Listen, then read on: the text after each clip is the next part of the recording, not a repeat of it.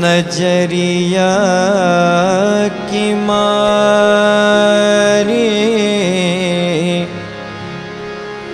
मरी मोरी गुइया,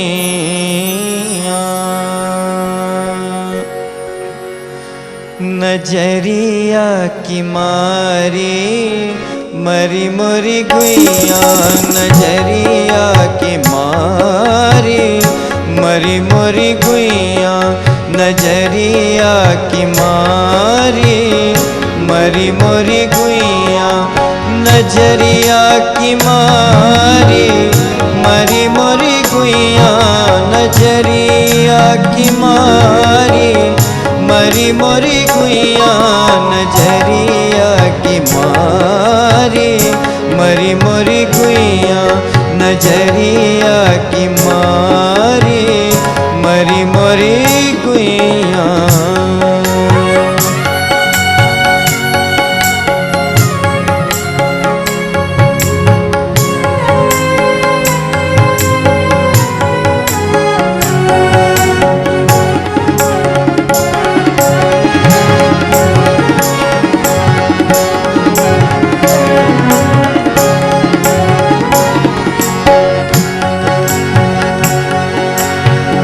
कोई जरा जाके वैद बुलाओ, कोई जरा जाके वैद बुलाओ, आके धरे मोरी नारी, हाय राम आके धरे मोरी नारी, नजरिया की मारी मरी मोरी गुइया, नजरिया की मारी मरी मोरी गुइया, नजरिया की मारी मरी मोरी गुइया, नजरिया की मारी मरी मोरी गुइया, नजरिया की मारी मरी मोरी गुइया, नजरिया की मारी मरी मोरी गुइया, नजरिया की मारी मरी मोरी